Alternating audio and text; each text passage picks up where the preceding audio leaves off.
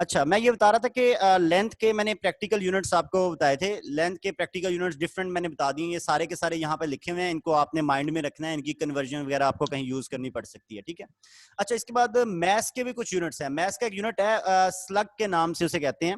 Slug जो होता है ये 14.59 केजी के इक्वल होता है, ठीक है। और एक यूनिट होता है पाउंड। पाउंड आपको पता है ये बहुत ही फेमस यूनिट है, खासतौर पे बेकरी वगैरह पे जब हम केक लेने जाते हैं तो पाउंड लाजमी उसको यूज करते हैं। तो पाउंड जो होता है ये 543.6 ग्राम होता है, या फिर इसको 0.453 ग्राम भी कह सकते हैं, ठीक है। एक यूनिट होता है टन, जिसको हम मैट्रिक टन भी कहते हैं। ये जो मैट्रिक टन है अक्सर ये भी आपको पता है लार्ज स्केल के ऊपर यूज होता है, बहुत ज्यादा यूनिट। तो ये 1000 किलोग्राम के इक्वल है। अच्छा, एक और यूनिट है क्विंटल कहते हैं इसको, ये 100 किलोग्राम के इक्वल होता है।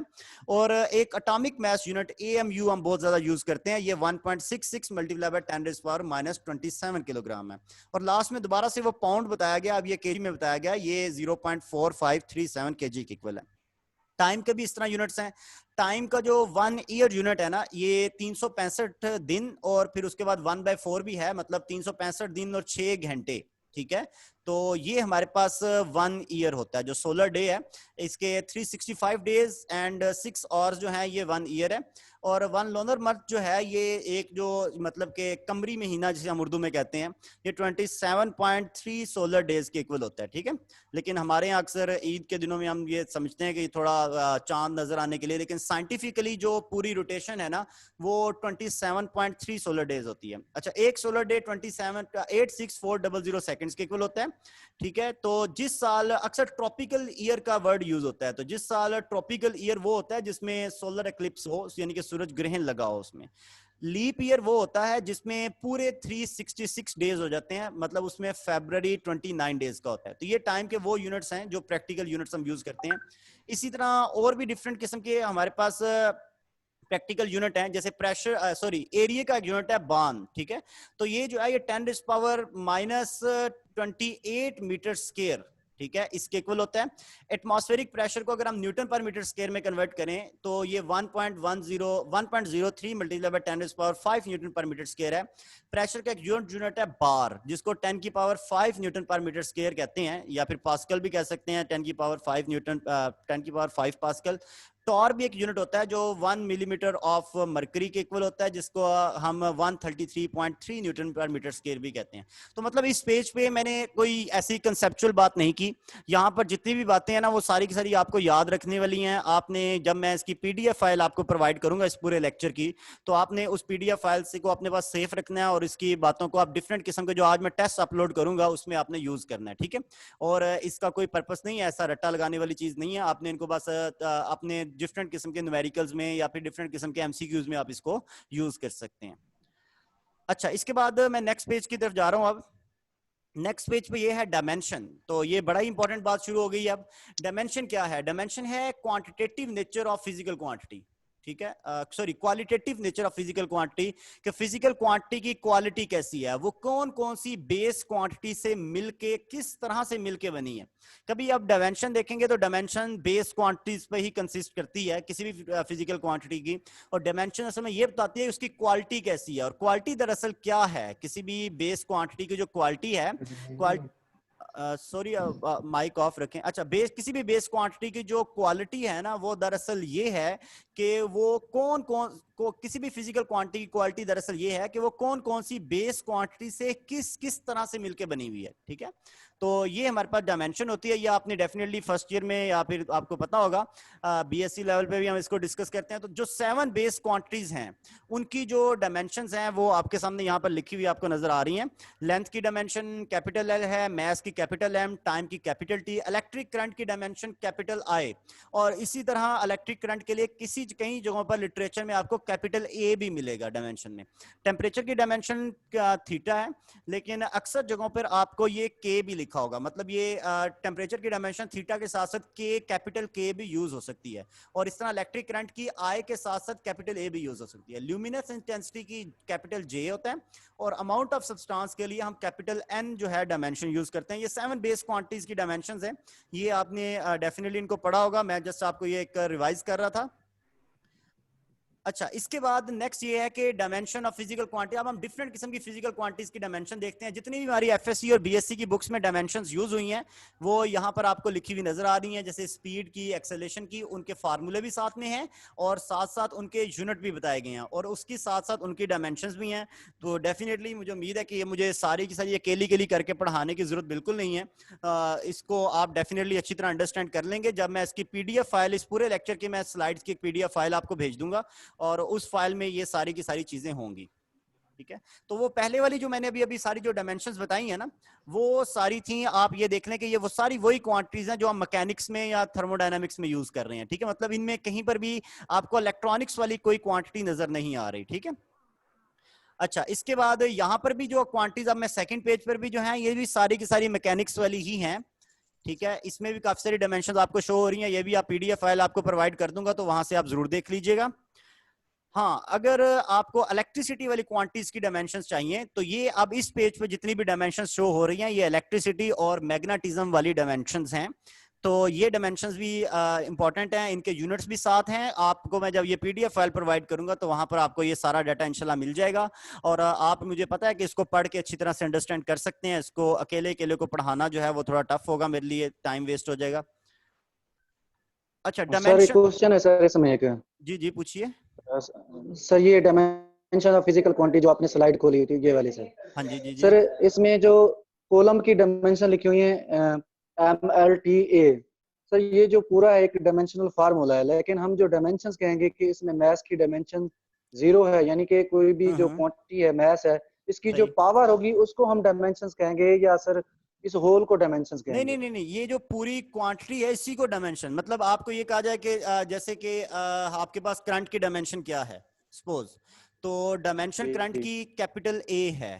ठीक है, मेरा ख्याल ये है कि इसमें आप उसको जो पावर कहेंगे वो पावर नहीं, उसकी जो डायमेंशन है वो कैपिटल ए है। ए को आप डायमेंशन समझेंगे, उसके ऊपर जो पावर है उसको डायमेंशन नहीं। ठीक है, खैर अगर आपका ठीक है इसके सर। बारे में कोई बेटर आइडिया हो तो मुझे जरूर बताइएगा, मैंने आपको अपना आइडिया बताया है। ठीक है, सर तो यहाँ पे कहीं मैंने वैसे पढ़ा हुआ सर था इसलिए लुकमान मैंने साहब, ये पूछा। जो आपने मैथ्स, क्योंकि करंट के फार्मूले में तो उसका करंट और टाइम यानी कि ए और टी ही आ रहा है। मेरे ख्याल में ये बेसिक जो हम 3 इस्तेमाल करते हैं क्वांटिटीज, मैथ, टाइम और लेंथ, उन्हीं के लिए उनको फॉलो करके ये लिखा हुआ है। नहीं नहीं, हाँ ये असल में यहाँ पर ये ये देखें ना आप। मैथ्स हाँ एम देखिए, ई जो लिख रहा है। जो सॉरी कौन सी वाले का आप कोई नंबर मुझे बता दें अगर इसी पेज पे जो आपको शो हो रहा है अभी। जी अच्छा, जी, हाँ अच्छा यानी कि ये ठीक। मैं पूछना चाह रहा हूँ कि ये एम एम नॉल नॉट टीन यानी कि जो अवेलेबल, लेकिन उसको भी साथ मेंशन किया हाँ हुआ है। मतलब ये कि उनकी पावर अगर जीरो कर दें तो जीरो पावर का मतलब वन है। ठीक है, तो अगर किसी की पावर जीरो है तो इसका मतलब है कि वो वाली बेस क्वांटिटी इस वाली ड्राइव्ड क्वांटिटी में कोई टेक पार्ट नहीं ले रही। ठीक है, उसका कोई हिस्सा उसमें शामिल नहीं है। जी जी जी, तो जिनके ऊपर कोई बेटर होगा सर, बेटर होगा, नेक्स्ट। हाँ जी, जो ग्रेटर देन जो वन वाली जो पावर्स हैं तो वहां से हमें उसका आइडिया हो जाएगा। अच्छा, एक और साहब ने मुझे ये भी कहा था कि उनके ख्याल से कि डायमेंशन जो है ना वो पावर के जो भी कोई वैल्यू है उसके ऊपर जो नंबर पावर है उसको डायमेंशन कहते हैं। ठीक है, तो आप ऐसे करेंगे काइंडली मुझे, मैं ये नहीं कह सकता कि मुझे हर चीज का पता है या फिर डेफिनेटली हर किसी का नॉलेज इनकम्प्लीट है और मुझे लगता है कि मेरा काफी सारा इनकम्प्लीट है, इसमें कोई शक नहीं है। तो काइंडली आपने जहां से पढ़ा ना अगर वो मुझे भेज देंगे ना तो मैं उसको रीड आउट करूंगा, अपनी करेक्शन कर लूंगा उसको। ठीक है, तो थैंक यू। तो मैं इसको आगे कंटिन्यू करता हूँ। तो डायमेंशंस आपको मैंने सारी की सारी शो कर दी हैं। अच्छा, डायमेंशंस ऑफ फिजिकल क्वांटिटी में इलेक्ट्रिसिटी की डायमेंशंस कुछ और मैग्नेटिज्म की जो रह गई थी वो भी अभी आपको शो हो रही हैं, जैसे permeability of a free space और surface charge density, electric dipole and conductance. अच्छा, मैंने बताना ये चाह रहा था कि मैंने डायमेंशंस को यहाँ पर दो हिस्सों में कैटेगराइज किया हुआ है। पहला पार्ट जो है डायमेंशंस का वो था मैकेनिक्स के रिलेटेड और थर्मोडायनामिक्स के रिलेटेड, और उसके बाद दूसरे पार्ट में इलेक्ट्रिसिटी और मैग्नेटिज्म की डायमेंशंस है। तो मुझे उम्मीद है कि इसमें जो भी ये 3-4 पेज हमारे सामने शो हुए हैं इनमें वो सारी की सारी डायमेंशंस मौजूद हैं जो एफएससी और बीएससी लेवल पे हम यूज करेंगे। अगर इसमें कुछ रह भी जाए तो फिर मैं मजीद उसको वक्त के साथ साथ और ऐड कर दूंगा। तो ये वो सारी डायमेंशंस हैं जिसको जब मैं पीडीएफ फाइल में भेज दूंगा तो ये आपके इंशाल्लाह काम आएंगी। इसको आपने अपने फार्मूला के लिहाज से अपने लिए आप इसको यूज कर सकते हैं। अच्छा, क्वांटिटीज हैविंग सेम डायमेंशन, अक्सर ये एमसीक्यूज बड़ा ही इंपॉर्टेंट एमसीक्यूज होता है इस तरह का कि काफी दफा आता है कि आपको एक क्वांटिटी दे दी जाती है और पूछा जाता है कि किस किस की इसके डायमेंशन इसके साथ मिलती जुलती है, ठीक है। उसके नीचे 3-4 ऑप्शन ABCD में दिए होंगे। तो यहां पर बहुत सारी ऐसी क्वांटिटीज होती हैं जिनकी डायमेंशंस आपस में मिलती हैं। जैसे ये सबसे पहले अगर हम बात करें तो ऊपर ऊपर आपको एक डायमेंशन शो हो रही है, इसमें m की पावर 0 है, l की पावर 0 है, सिर्फ t के ऊपर पावर 1 है। तो मतलब ये कि ये सिर्फ टाइम वाली डायमेंशंस, ठीक है। सॉरी, t के ऊपर पावर जो है वो -1 है, ठीक है। तो टाइम वाली डायमेंशन किस किस की हो सकती है, सॉरी टाइम इनवर्स वाली डायमेंशन किस किस की हो सकती है। तो टाइम इनवर्स वाली डायमेंशन जो है ये फ्रीक्वेंसी की हो सकती है, एंगुलर फ्रीक्वेंसी की हो सकती है, एंगुलर वेलोसिटी, वेलोसिटी ग्रेडियंट और डिके कांस्टेंट। ये सारे के सारे इस तरह के हैं जिनकी डायमेंशन टाइम इनवर्स वाली है, मतलब ये फ्रीक्वेंसी वाली डायमेंशन है। इस तरह work, internal energy, potential energy, kinetic energy, torque और मोमेंट ऑफ फोर्स, अगर ये वर्डिंग आपके सामने कहीं पर आए तो इन सब की डायमेंशंस आपस में इक्वल हैं। प्रेशर की, स्ट्रेस की, Young's modulus, bulks modulus, modulus of rigidity और एनर्जी डेंसिटी, इन सब की भी डायमेंशन सेम है, ठीक है। जैसे बर्नौली इक्वेशन में आप देख सकते हैं कि आपके पास प्रेशर के साथ जो टर्म ऐड हो रही है 1/2 रो वी स्केयर है, जो एफएससी में हम बर्नौली इक्वेशन पढ़ाते हैं, मैं उसकी बात कर रहा हूं। तो 1/2 रो वी स्केयर असल में क्या है, kinetic energy per unit volume, और kinetic energy per unit volume energy density है, और वो प्रेशर के साथ ऐड हो रही है वहां पे, मतलब उन दोनों की डायमेंशन सेम है, ठीक है। इसी तरह आपको और भी एक दो बात यहां पर देख लेते हैं। जैसे ये देखें, ये दरमियान में एक आपको टर्म नजर आ रही है जिसमें m की पावर भी 0 है, l की पावर भी 0 है, t की पावर भी 0 है, जहां पर अभी तीर का निशान है, ये वो वाली टर्म को मैं इंडिकेट कर रहा हूं। इसमें अगर आप देखें तो यहां पर मतलब डायमेंशन नहीं है, सारे जीरो हैं, मतलब डायमेंशन लेस क्वांटिटीज। तो कौन कौन सी डायमेंशन लेस क्वांटिटीज होती हैं, स्ट्रेन हो गई, रिफ्रैक्टिव इंडेक्स हो गया, relative density, angle, solid angle, distance, gradient, relative permittivity जिसको डाइलेक्ट्रिक कांस्टेंट कहते हैं, या फिर रिलेटिव परमेबिलिटी, ठीक है। तो ये सारे के सारे वो हैं जिनकी डायमेंशंस नहीं हैं। और ये जो टाइम पीरियड वाली जो डायमेंशंस होती हैं, ये कौन कौन सी हो सकती हैं, आपने ये देखें सेकंड लास्ट में जो डायमेंशन है ये टाइम पीरियड वाली है, ठीक है। इसमें m की पावर 0 है, l की पावर 0 और t के ऊपर 1 है जस्ट, ठीक है। तो टाइम पीरियड वाली डायमेंशन सिर्फ l/r, square root l/c, rc, ये सारी के सारे डायमेंशन जो हैं ये हमें टाइम ही आंसर देते हैं। कि ये जो सबसे पहला है ये आपको पता है कि इंडक्टिव टाइम कांस्टेंट है, और दूसरा आपको पता है कि स्क्वायर रूट LC जो है ये हमारे पास रेजोनेंस फ्रीक्वेंसी का एक रेसिप्रोकल है, और RC आपको पता है कि कैपेसिटिव टाइम कांस्टेंट। तो ये सारे के सारे टाइम की डायमेंशंस हमें दे रहे हैं, ठीक है। तो जब ये भी भेज दूंगा तो यहाँ से इस पोजे पेज से ये इंफॉर्मेशन मिलती है कि कौन कौन सी ऐसी क्वांटिटीज हैं जो आपस में सेम डायमेंशन रखती हैं या सेम यूनिट्स उनके हो सकती हैं, ठीक है। अच्छा, इसके बाद problem solving using dimension as units. यहां तक हमने आज के लेक्चर का मोस्टली पार्ट कवर कर लिए।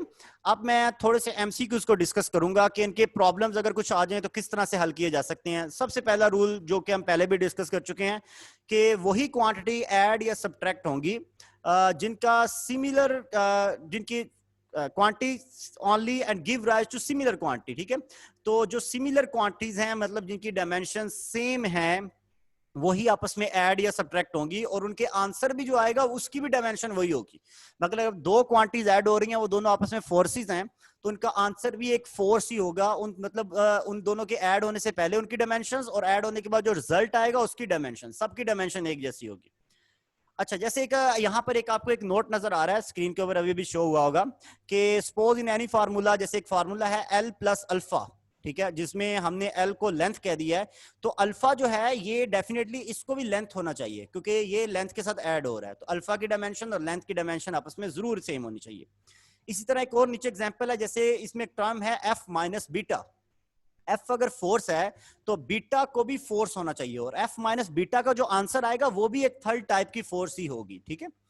अच्छा, इसकी एक एग्जांपल छोटी सी डिस्कस करते हैं। ये क्वेश्चन आपको स्क्रीन पे शो हो रहा है। क्वेश्चन ये है कि एक इक्वेशन है alpha over T square is equal to F V plus beta over X square. मतलब ये इक्वेशन आपके सामने शो हो रही है, alpha over T square is equal to F V plus beta over X square.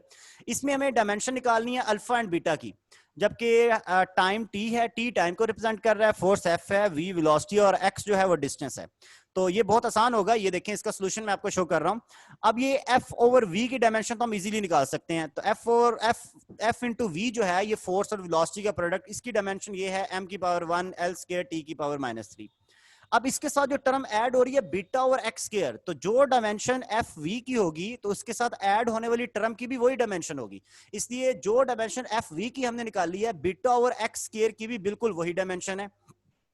अब beta over X square की हमें डायमेंशन पता चल गई। एक्स स्क्वायर, एक्स चूंकि लेंथ है, एक्स की डायमेंशन मीटर का स्क्वायर हो जाएगा या ऐसे समझिए एल स्क्वायर होगी। तो एल स्क्वायर जो यहाँ डिवाइड हो रहा है इधर जाके जब मल्टीप्लाई हो जाएगा तो एल की पावर आप देख सकते हैं कि तीर के निशान पे अगर फोकस करें तो एल की पावर 4 हो गई है। तो बीटा की डायमेंशन इस तरह से हमने फाइंड कर ली। तो यहाँ पर हमने जो रूल अप्लाई किया वो यही है कि जो क्वांटिटीज आपस में ऐड हो रही हैं उनकी डायमेंशन सेम है। तो हमने एफ वी की डायमेंशन निकाल ली, एफ वी के साथ beta over X square add हो रहा था तो उसकी डायमेंशन भी वही है जो एफ वी की डायमेंशन है। ठीक है, इसी तरह अब अल्फा की डायमेंशन निकालते हैं। अब देखें जो एफ वी की डायमेंशन होगी, जो बीटा ओवर एक्स स्क्वायर की डायमेंशन होगी, ये दोनों डायमेंशन सेम होंगी और वही dimension alpha over T square की भी होगी। तो हम एफ वी या बीटा ओवर एक्स स्क्वायर की डायमेंशन निकाल चुके हैं जो कि हमारे पास m1 l square t minus 3 है। तो अल्फा ओवर टी स्क्वायर की भी वही डायमेंशन है। अब टी की डायमेंशन चूंकि कैपिटल टी स्क्वायर होगा जो डिवाइड हो रहा है इधर आके मल्टीप्लाई हो जाएगा इस साइड पे। तो अल्फा की डायमेंशन m की power 1 l square t minus 1। मतलब यहां पर जो बात करने का मकसद वो यही है कि अगर जो दो क्वांटिटीज आपस में ऐड हो रही हैं या कोई सब्ट्रैक्ट हो रही हैं तो उनकी डायमेंशन सेम होना लाजमी है। और यही रूल यूज करते करके अगर हमारे पास कोई ऐसी क्वांटिटी है जिसकी डायमेंशन हमें पता नहीं है तो वो हम फाइंड कर सकते हैं। जो दो क्वांटिटीज ऐड हो रही हैं उन दोनों की डायमेंशन सेम है।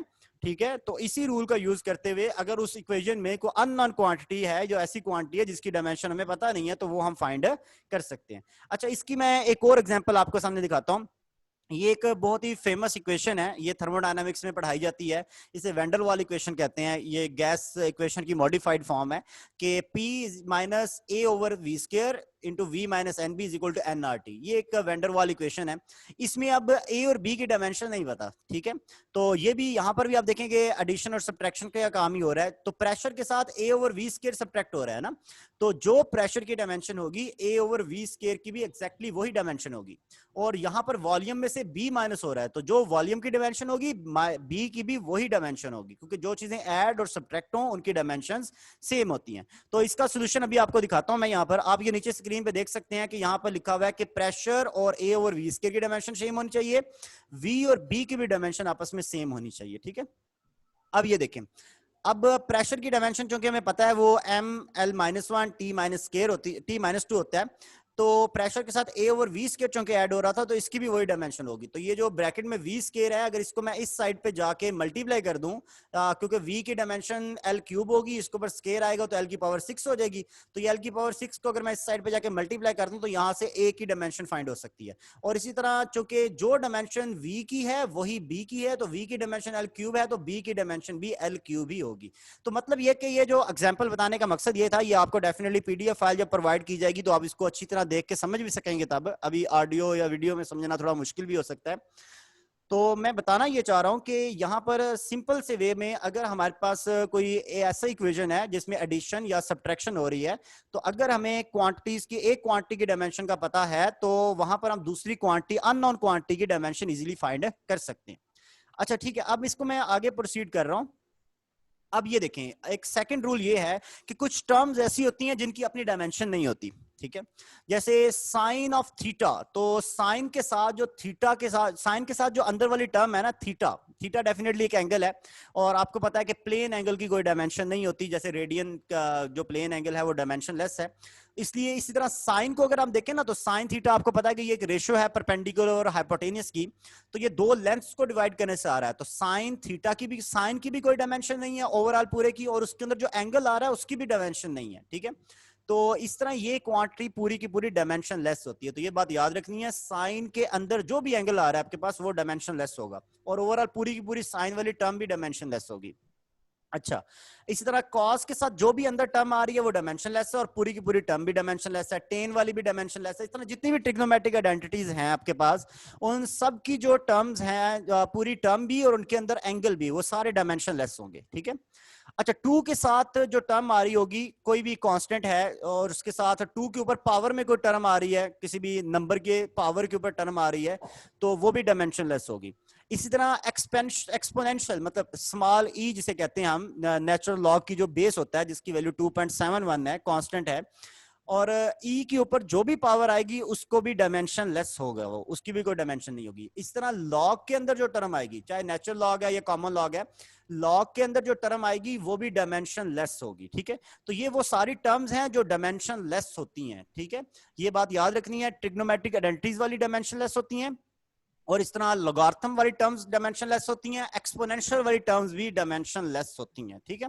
अच्छा, इसके अब रिलेटेड एक एग्जांपल सॉल्व करते हैं। ये इक्वेशन आपको एक नजर आ रही है, alpha is equal to F over V square sine of beta T. ये इक्वेशन आप देख सकते हैं, alpha is equal to F over V square sine of beta T, ये एक इक्वेशन है। और इसमें हमें कहा गया कि हमें बीटा की डायमेंशन निकालनी है और अल्फा की डायमेंशन निकालनी है। तो आप ये देखेंगे बीटा और टी साइन के एंगल के तौर पे इस्तेमाल हो रहे हैं। बीटा टी का जो प्रोडक्ट है वो साइन के एंगल के तौर पे इस्तेमाल हो रहा है। तो बीटा टी का जो प्रोडक्ट है इसकी डायमेंशन, हाँ, जो बीटा टी का प्रोडक्ट है इसको डायमेंशन लेस होना चाहिए पूरे को, ठीक है ना।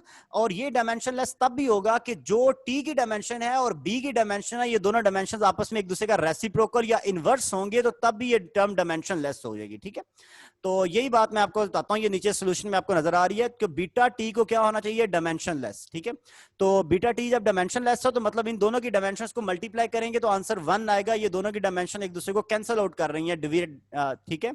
तो जो बीटा की डायमेंशन होगी वो टाइम के इनवर्स की डायमेंशन के इक्वल होगी, ठीक है, क्योंकि बीटा टी की ओवरऑल डायमेंशन नहीं होगी, क्योंकि बीटा टी साइन के अंदर आ रहा है, एज अ एंगल के तौर पे यूज हो रहा है। अब ये पूरी की पूरी टर्म जो साइन वाली है ये भी डायमेंशन लेस है। इसका मतलब है जो अल्फा की डायमेंशन है वही एफ और वी की वी स्क्वायर की डायमेंशन है, क्योंकि साइन ऑफ बीटा टी जो है इसकी कोई डायमेंशन नहीं है।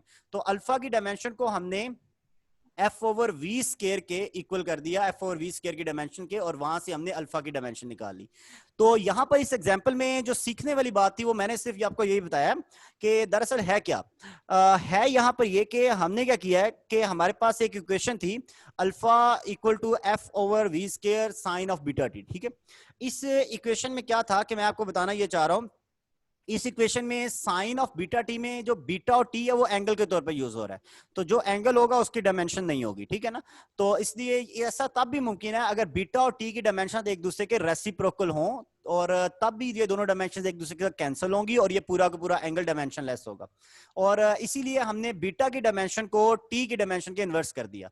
हाँ, फैसल साहब, फैसल अली साहब हैं, कोई हैंड रेज कर रहे हैं, काइंडली आप पूछें कोई भी क्वेश्चन।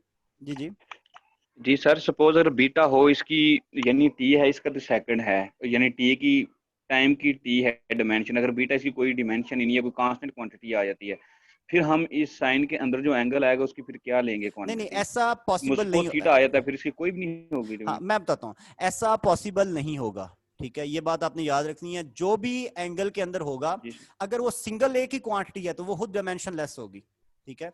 और अगर दो क्वांटिटीज हैं तो उन दोनों की डायमेंशन को मल्टीप्लाई करेंगे तो उसको डायमेंशन लेस होना पड़ेगा, ठीक है। अच्छा, और आप साइन अल्फा प्लस बीटा आ जाता है सपोज, हाँ, अल्फा प्लस बीटा आएगा तो अल्फा भी डायमेंशन लेस होगा, बीटा भी डायमेंशन लेस होगा, ठीक है, दोनों ही डायमेंशन लेस होंगे क्योंकि एडिशन हो रही है ना वहां पर, तो एडिशन में दोनों की डायमेंशन सेम होनी चाहिए और दोनों ही डायमेंशन लेस होंगे, ठीक है। अच्छा, अगर और कोई इसमें से क्वेश्चन पूछना चाहता हो तो पूछे। Okay sir. हैंड रेज किया था किसी ने, मैंने कहा कि और कोई क्वेश्चन अगर पूछना चाहता हो। चले मैं आगे कंटिन्यू करता हूँ, ठीक है। इस तरह मतलब आपको ये एग्जांपल समझ आ गई है। फैसल अली साहब दोबारा से हैंड रेज कर रहे हैं, तो काइंडली अगर आप पूछना चाहते हैं तो पूछें। सॉरी सर, वो खत्म कर दिया। अच्छा अच्छा, सॉरी। अच्छा ठीक है। अच्छा, अब इसके अलावा दोबारा से अल्फा जो है, अब साइन ऑफ बीटा टी की चूंकि डायमेंशन नहीं है और इसलिए अल्फा की वही डायमेंशन होगी जो एफ और वी स्क्वायर होगी, तो इस तरह से हम एफ अल्फा की डायमेंशन भी इजीली फाइंड कर सकते हैं। अच्छा, इसके बाद एक और एग्जांपल आपको शो हो रही है दोबारा से। ये एग्जांपल में इक्वेशन इस तरह से है, ये थोड़ी लेंथी इक्वेशन है। अल्फा किसके इक्वल है, F V square over beta square is equal to log of e 2 pi beta over V square, यानी कि एक लेंथी सी इक्वेशन है। इसमें हमें अल्फा और बीटा की डायमेंशन निकालनी है। तो यहां पर एक बात क्लियर है कि जो लॉग के अंदर जो टर्म आती है वो डायमेंशन लेस है, मतलब 2 pi beta over V square, जो ये पूरी टर्म लॉग के अंदर आ रही है ये डायमेंशन लेस है, और इसी तरह ये पूरी की पूरी लॉग वाली टर्म भी डायमेंशन लेस है। तो अल्फा की डायमेंशन वही होगी जो F V square over beta square की होगी। तो पहले हम क्या काम करते हैं, राव मुजम्मिल साहब काइंडली आप एक काम करें, आप अपनी वीडियो को ऑफ कर दें, आपकी वीडियो शो हो रही है। अच्छा, इसके बाद मैं आपको ये बता रहा हूँ कि 2 पाई बीटा और वी स्क्वायर ये एक वो टर्म है जो लॉग के अंदर आ रही है, तो इसको डायमेंशन लेस होना चाहिए। तो ये कैसे डायमेंशन लेस होगी? आपने क्या करना है, आपने 2 पाई बीटा और वी स्क्वायर की सारी की डायमेंशन, क्योंकि ये डायमेंशन लेस है, इसको 1 के इक्वल कर दें। और 2 पाई तो चूंकि एक कांस्टेंट है, इसकी खुद की डायमेंशन नहीं होगी, इसकी जगह 1 आ जाएगा, बीटा की जगह पे बीटा ही लिख रहे हैं। लेकिन वी स्क्वायर की डायमेंशन आपको पता है कि ये एल स्क्वायर टी माइनस 2 होगी। वी की डायमेंशन एल टी माइनस 1 है, तो वी स्क्वायर की एल स्क्वायर टी माइनस 2 होगी। तो एल स्क्वायर टी माइनस 2 जो यहाँ डिवाइड हो रहा है वो इधर आके मल्टीप्लाई होना शुरू हो जाएगा। ठीक है, इसी तरह आपने ये बीटा की डायमेंशन फाइंड कर ली। जब आपको बीटा की डायमेंशन फाइंड हो गई है तो अल्फा की डायमेंशन चूंकि F V square over beta square की डायमेंशन के इक्वल होगा, तो अब ये अल्फा वाली डायमेंशन में आप बीटा वाली डायमेंशन जो अभी हमने फाइंड किया वो रिप्लेस कर दें। एफ की डायमेंशन आपको पता है, एल वी स्क्वायर की डायमेंशन पता है, और बटे में जो डायमेंशन आ रही है बीटा स्क्वायर की वो भी आपको पता है। ठीक है, तो ये डायमेंशन आप इधर रिप्लेस कर दें तो यहाँ से अल्फा की डायमेंशन भी फाइंड हो जाएगी। तो असल में किया क्या है, जहांजेब साहब आपकी भी वीडियो शो हो रही है, काइंडली अपनी वीडियो को आप ऑफ कर दें। ठीक है, अच्छा मैं अब बताना ये चाह रहा था कि असल में हमने यहाँ पर क्या किया है कि हमने सिंपल यहाँ पर अगर एक इक्वेशन हो और उसमें कुछ ऐसी क्वांटिटीज होती हैं जो डायमेंशन लेस होती हैं, अगर एंगल के सब एक क्वेश्चन है सर, हम ऐसे सकते हैं कि हमारे पास अगर वैल्यू ज्यादा लॉग आ रही हो तो उसको शॉर्ट करने के ना लॉग हेल्प लेते हैं। जैसे फ्रीक्वेंसी की वैल्यू बहुत ज्यादा है तो हम लॉग ऑफ एफ ले लेते हैं फ्रीक्वेंसी के। तो उन केस में तो फर्स्ट उसके डायमेंशन होते हैं, फिर अब फ्रीक्वेंसी के डायमेंशन हम इग्नोर तो नहीं करते। काइंडली आपकी आवाज मुझे बिल्कुल भी सुनाई नहीं दी, आप अगर क्वेश्चन रिपीट कर दें तो मुझे समझ आ जाए।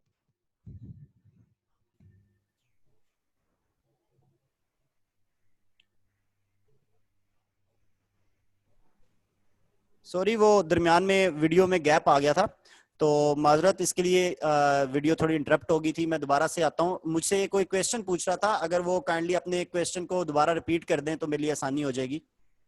भाई अब ये वीडियो और आवाज दोनों नहीं आ रही हैं आपकी। हाँ, वो दरमियान में थोड़ा गैप आ गया था, तो इसलिए वो दरमियान में कनेक्शन मेरा ब्रेक हो गया था, तो मुझे उम्मीद है कि अब वीडियो आ रही होगी लाजमी। क्या आप वीडियो शो हो रही है? वॉइस में इशू जी, अब वीडियो आ रही है, वॉइस में इश्यूज आ जाते हैं, कभी कभी बिल्कुल स्लो हो जाती है। अच्छा चलिए खैर, वो सॉरी, असल में इशू ये है कि शायद कोई नेट का इशू हो जाता होगा, तो मैं ये करूंगा कि इसकी एक रिकॉर्ड, क्योंकि जो मैं रिकॉर्ड कर रहा हूँ ना वो उसमें इंशाल्लाह कोई इशू नहीं होगा। ठीक है, तो जो रिकॉर्डेड वीडियो होगी ना, जब मैं वो वहां पर सेंड कर दूंगा, अगर आपको जहां जहां पर कोई इशू आएगा तो वो आप रिकॉर्डेड वीडियो में से देख लीजिएगा। ठीक है, तो ये मैं असल में इसको वाइंड अप थोड़ा करना चाह रहा हूँ कि कोई ऐसी मुश्किल बात नहीं है, सिंपल है। इसके रिलेटेड मैं जब एमसीक्यूज अपलोड करूंगा तो मुझे उम्मीद है कि आप उसको हल करने से आपकी प्रैक्टिस बेहतर हो जाएगी इसके बारे में। ठीक है, करना कुछ नहीं है, बस ये देखना है कि कौन कौन सी क्वांटिटी डायमेंशन लेस है। एक किसी ने मुझसे क्वेश्चन किया था, फ्रीक्वेंसी के रिलेटेड था, मुझे वो सुनाई नहीं दिया, काइंडली दोबारा कर दें। जी लुकमान साहब, क्वेश्चन था कि अक्सर हमारे पास जब स्केल लार्ज है ना तो हम उसको शॉर्ट करने लॉग की हेल्प ले लेते हैं। जैसे कि फ्रीक्वेंसी की वैल्यू बहुत ज्यादा आ रही है तो हम लॉग ऑफ एफ ले लिया, तो इस केसेस के अंदर तो हमारे पास मेंशन होने चाहिए। इसके बारे में आपकी क्या अगर आप लॉग लेते हैं ना, चलें ऐसे करते हैं, मैं मुझे खुद भी ये बात नहीं क्लियर नहीं हो रही कि आप क्या पूछना। अगर आप ऐसे करते हैं कि व्हाट्सएप ग्रुप में जैसे ये लेक्चर एंड होगा ना, तो आप कोई इस तरह की टर्म जिसका लॉग लेके कोई हाई वैल्यू की टर्म होगी आपके पास, आप उसका फ्रीक्वेंसी का लॉग लीजिएगा। लॉग लेने के बाद मुझे ना उसका जो एक पेज पे लिख के मुझे स्क्रीनशॉट लेके या तस्वीर लेके भेज दीजिएगा, मैं उसको देख के इंशाल्लाह आपको रिस्पॉन्ड करूंगा। ठीक है ना, कि मतलब आप पूछना क्या चाह रहे हैं। मुझे आपकी बात इतनी जरूर समझ आ रही है कि फ्रीक्वेंसी जो है वो बहुत हाई वैल्यू की है, तो लॉग लेंगे डेफिनेटली वो टर्म जो होगी या तो वो कहीं ना कहीं लॉग से बाहर आएगी या कोई इस तरह का हल होगा उसका। जो टर्म लॉग से हिस्सा बाहर चला जाएगा वो अपना यूनिट लेके साथ जाएगा। ठीक है, जो लॉग के अंदर हिस्सा रह जाएगा वो उसका कोई यूनिट नहीं होगा। तो डेफिनेटली जब आप लॉग लेते होंगे तो उसकी पावर जो है वो मुझे लगता है कि 10 की पावर जो होती है वो बाहर आ जाती है। अगर 10 की पावर की टर्म है टर्म, तो जो 10 की पावर बाहर चली जाएगी वो अपना यूनिट साथ ले जाएगी। ठीक है, और जो बाकी हिस्सा जो बच जाएगा उसका मतलब ये कि उसके जो लॉग के अंदर हिस्सा होगा उसकी डायमेंशन कभी भी नहीं होगी। ठीक है, कलीम साहब हैंड रेज कर रहे हैं, काइंडली आप पूछें अगर कोई क्वेश्चन है तो।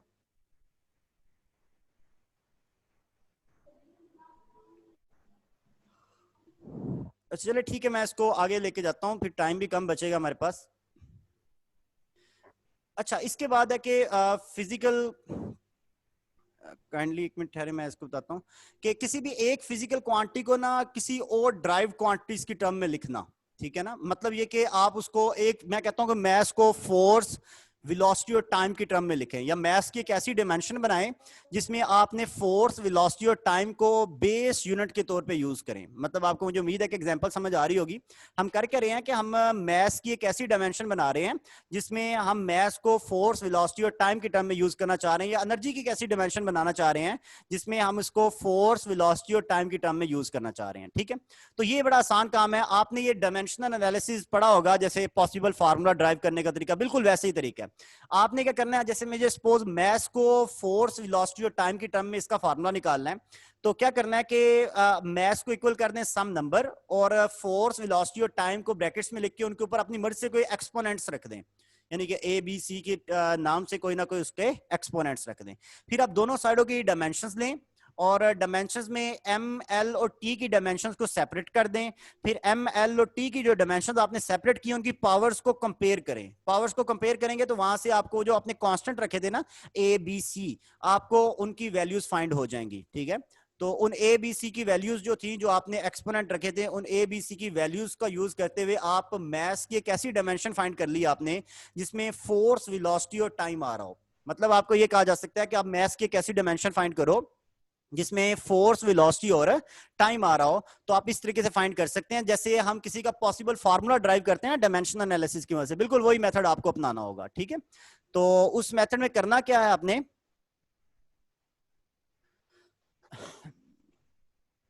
किसी ने मुझसे क्वेश्चन एक भेजा है चैट में कि लेंथ, मास एंड टाइम का बिगर एंड स्मॉलर यूनिट क्या है। ठीक है, तो बिगर यूनिट्स मैंने काफी सारे यूनिट्स बताए हैं। आप उसमें जो, जैसे आपके पास किलोग्राम जो है वो एक रिलेटिवली बिगर यूनिट है, और आपका ग्राम जो है वो मैस का स्मॉलर यूनिट है। ठीक है, उसमें ऐसी कोई इशू वाली बात नहीं है। अच्छा खैर, मैं जो बात यहाँ बताना चाह रहा था कि किसी भी एक क्वांटिटी को दूसरी क्वांटिटीज की टर्म में उसकी डायमेंशन कैसे बनानी है। मतलब आपने किसी एक क्वांटिटी के लिए ना किसी दूसरी क्वांटिटीज को एज अ बेस क्वांटिटी के तौर पे यूज करना है। तो जैसे आप एफएससी में हम पढ़ाते हैं कि किसी का पॉसिबल फार्मूला ड्राइव करना हो, तो बिल्कुल वही मेथड है। जैसे आपने यहाँ पर मैंने एग्जांपल में ये दिखाया कि मैस को हम फाइंड कर रहे हैं वेलोसिटी, फोर्स और टाइम की टर्म में। तो वेलोसिटी के ऊपर पावर ए है, फोर्स के ऊपर बी है और टाइम के ऊपर सी पावर लगा दी हमने। और फिर आपने इनकी डायमेंशंस निकालनी है और इनकी एम, एल और टी की पावर्स को लादा कर लेना है और उनकी पावर्स को कंपेयर करना है लेफ्ट हैंड साइड और राइट हैंड साइड के लिए। ठीक है, वहां से आपको एबीसी के जो वैल्यूज मिलेंगी, उन वैल्यूज को आप उधर पावर की जगह रिप्लेस कर दीजिएगा, तो वो आपका मैथ्स का एक ऐसा फार्मूला बन जाएगा जो वेलोसिटी, फोर्स और टाइम की टर्म में होगा। इसी तरह चलें, इसी एग्जांपल को हम इस तरह भी करते हैं। इसको हम एनर्जी का एक फार्मूला बना रहे हैं वेलोसिटी, फोर्स और टाइम की टर्म में। ठीक है ना, तो ये भी आप देख सकते हैं कि आपको स्क्रीन पे नजर आ रहा है। बिल्कुल वही तरीका जैसे पहले अपनाया। टाइम असल में 5 मिनट रह गया, तो ये इंशाल्लाह मैं पीडीएफ फाइल भेजूंगा, तो उसमें आप देखिएगा इसको। अच्छा, इसके बाद अब मैं आखिरी स्लाइड की तरफ आ रहा हूं, कन्वर्टिंग यूनिट्स। ठीक है, जैसे आपको ये कहा जाता है कि एक क्वांटिटी है 5 न्यूटन की, इसको सीजीएस यूनिट में कन्वर्ट कर दें। न्यूटन आपको पता है कि किलोग्राम मीटर पर सेकंड स्क्वायर के इक्वल होता है। अगर सीजीएस में कन्वर्ट करेंगे तो किलोग्राम की जगह पे ग्राम आएगा, मीटर की जगह पे सेंटीमीटर आएगा और सेकंड वैसे का वैसे ही रहेगा। ठीक है, तो इसको सीजीएस में चेंज करने के लिए किलोग्राम की जगह पे 10, क्योंकि किलो का मतलब 10 की पावर 3 होगा, तो किलोग्राम की जगह पे 10 की पावर 3 ग्राम आ जाएगा। मीटर में 100 सेंटीमीटर होते हैं, तो वहां 100 सेंटीमीटर लिख देंगे, बटे में सेकंड वैसे का वैसा रहेगा। ठीक है, तो अब ये क्वांटिटी ग्राम, सेंटीमीटर और सेकंड के टर्म में आ गई है, मतलब सीजीएस सिस्टम में आ गई है। तो हमने किया क्या है कि किसी भी यूनिट को, न्यूटन को हमने एसआई सिस्टम में था, फोर्स का यूनिट न्यूटन, उसको सीजीएस सिस्टम में हमने कन्वर्ट कर दिया। ठीक है, तो इसमें कोई मुश्किल काम नहीं था, बस ये है कि किलोग्राम की जगह पे ग्राम रिप्लेस किया, मीटर की जगह पे सेंटीमीटर और सेकंड को वैसे ही रहने दिया। तो किलोग्राम की जगह ग्राम लाने के लिए आपको पता है कि 10 की पावर 3 से मल्टीप्लाई करना होगा, और इसके अलावा मीटर जो है वो उसकी जगह पे सेंटीमीटर आ जाएगा और सेकंड वैसे का वैसा आएगा। ठीक है, अच्छा, इसके बाद आपको ये मैंने ये लिखा हुआ है ग्राम सेंटीमीटर पर सेकंड, जो बन गया हमारे पास पर सेकंड स्क्वायर। ये जो टर्म है, ये इसको हम डाइन भी कहते हैं। फोर्स का यूनिट सीजीएस सिस्टम में डाइन होता है। आप देखें वैसे 5 न्यूटन था, लेकिन जब सीजीएस में कन्वर्ट किया तो 5 मल्टीप्लाई बाय 10 की पावर 5 हो गया। ठीक है ना, तो मतलब ये कि न्यूटन को अगर आपने डाइन बनाना है तो 10 की पावर 5 से मल्टीप्लाई करना होगा। इस तरह ग्रेविटेशनल कांस्टेंट कैपिटल जी जो है, इसके यूनिट भी अगर हमारे पास एसआई सिस्टम में इसका यूनिट किलोग्राम मीटर क्यूब पर सेकंड स्क्वायर है, इसको भी सीजीएस में कन्वर्ट करना तो वही तरीका अपनाएंगे किलोग्राम को ग्राम बनाने के लिए 1000 से मल्टीप्लाई कर देंगे, 1000 से, और मीटर क्यूब को सेंटीमीटर क्यूब बनाने के लिए यानी कि मीटर की जगह पे 100 सेंटीमीटर लिख देना है, तो ओवर पावर ऊपर जो पावर क्यूब है वो वैसी की वैसी रहेगी, ठीक है। तो ये देखें, ये 10 की पावर 3 यहाँ से आ जाएगा, और 100 का जब क्यूब करेंगे तो 10 की पावर 6 हो जाएगा, तो ये 10 की पावर 3 और 10 की पावर 6 10 की पावर +9 में भी आ जाएगी। जो पहले जस्ट 10 की पावर -11 था उसके साथ 10 की पावर +9 आ जाएगी, जिसकी वजह से 10 की पावर जस्ट -2 रह जाएगी। तो मुझे उम्मीद है कि आपको ये समझ आया होगा। करना ये है कि कन्वर्ट करने के लिए किलोग्राम को ग्राम में ले जाएं, मीटर को सेंटीमीटर में ले जाएं, सेकंड को सेकंड रहने दें, तो इस तरह से आप यूनिट्स को कन्वर्ट कर सकते हैं। इसी तरह आपको एक और यूनिट नजर आ रहा है नीचे, डेंसिटी है 2 ग्राम पर सेंटीमीटर क्यूब, इसको MKS में कन्वर्ट करना है, यानी कि जो हमारे पास लेंथ का यूनिट है वो मीटर हो, और मैस का यूनिट किलोग्राम हो, और टाइम का यूनिट सेकंड हो। तो यहाँ पर जो कि ग्राम है इसको आपने किलोग्राम में कन्वर्ट करना है, तो बहुत ही सिंपल है। तो आपने ग्राम को किलोग्राम में कन्वर्ट करने के लिए 10 की पावर -3 किलोग्राम लिख देंगे, ठीक है ना। जैसे 1 ग्राम में 10 की पावर +3 किलोग्राम है, सॉरी 1 किलोग्राम में 10 की पावर +3 ग्राम है, तो 1 ग्राम में 10 की पावर -3 किलोग्राम होंगे। और इस तरह सेंटीमीटर की जगह पे 10 की पावर -2 मीटर लिख दें। और इसी तरह ये जो वैल्यू है जो पहले थी CGS सिस्टम में, मतलब ग्राम पर सेंटीमीटर क्यूब की सिस्टम में थी, इसको आपने MKS में, या फिर ऐसे कह लें कि आपने SI सिस्टम में इसको कन्वर्ट कर दिया, ठीक है। तो ये इस तरह की कन्वर्जन भी MCQs में आ सकती है यहाँ पर। अच्छा, अब मैं आखिरी स्लाइड की तरफ आ गया हूं। इसमें हमने न्यूमेरिकल वैल्यू को चेंज कर देना है यूनिट को। तो न्यूमेरिकल वैल्यू और यूनिट चूंकि आपस में इनवर्सली प्रोपोर्शनल होते हैं, जैसे एक एग्जांपल आपको स्क्रीन पे शो हो रही है, if the unit of length is doubled then the numerical value of the area will be. अगर लंबाई के यूनिट को डबल कर दें तो एरिया की न्यूमेरिकल वैल्यू पे क्या फर्क पड़ेगा। आपको पता है कि जो एरिया होता है ना, ये लेंथ स्क्वायर के इक्वल होता है, ठीक है। अगर आपने लेंथ को डबल कर दिया, लेंथ के यूनिट को डबल कर दिया, तो एरिया का यूनिट जो है वो आपको पता है कि 4 टाइम्स हो जाएगा, ठीक है। क्योंकि अगर लेंथ को के यूनिट डबल होगा तो एरिया का यूनिट कितना हो जाएगा, 4 टाइम्स, क्योंकि एरिया लेंथ के स्क्वायर के इक्वल है। तो लेंथ का यूनिट डबल होने से एरिया का यूनिट 4 टाइम्स हो जाएगा। जब एरिया का यूनिट 4 टाइम्स हो जाएगा तो उसकी न्यूमेरिकल वैल्यू 4 टाइम्स कम हो जाएगी। मतलब अगर सपोज एक एरिया है, उसकी वैल्यू थी 16 थी, ठीक है। एक एरिया था, उसकी वैल्यू 16 थी। आपने उस एरिया की 16 वैल्यू का जो एरिया था उसके लेंथ के यूनिट को डबल कर दिया। लेंथ के यूनिट को डबल करेंगे तो एरिया का यूनिट 4 टाइम्स बढ़ेगा और उसकी न्यूमेरिकल वैल्यू 4 टाइम्स कम हो जाएगी। तो न्यूमेरिकल वैल्यू जो है वो 16 से कम होके 4 पे आ जाएगी। तो यही वैल्यू, यही बात यहाँ लिखी हुई है कि a unit of length is doubled, तो एरिया का यूनिट 4 टाइम्स होगा और उसकी न्यूमेरिकल वैल्यू 1/4 टाइम्स हो जाएगी, ठीक है। इसी तरह एक और एग्जांपल है कि हमारे पास फोर्स का यूनिट 5 न्यूटन है। अगर हम लेंथ के यूनिट को डबल कर दें, लेंथ और टाइम के यूनिट को, और मैस के यूनिट को हाफ कर दें, तो फोर्स की न्यूमेरिकल वैल्यू पे क्या फर्क पड़ेगा। तो ये देखें, फोर्स का यूनिट न्यूटन है जो कि किलोग्राम मीटर पर सेकंड स्क्वायर होगा। तो अगर हमने मैस के यूनिट को हाफ कर देना है, यानी कि मैस के यूनिट को 1/2 कर दिया, लेंथ के यूनिट को 2 कर दिया, डबल कर दिया, और टाइम के यूनिट को भी 2 कर दिया, क्योंकि उसके ऊपर स्क्वायर था तो ये 2 स्क्वायर हो गया। तो ये जो ओवरऑल आंसर है ना, ये 1/4 टाइम्स आ गया। मतलब यूनिट जो है वो 4 गुना कम हो गया है। तो अगर यूनिट 4 गुना कम हुआ है तो न्यूमेरिकल वैल्यू 4 टाइम्स बढ़ जाएगी, ठीक है। तो इस तरह अगर आप यूनिट्स को सॉल्व किस तरह से चेंज करते हैं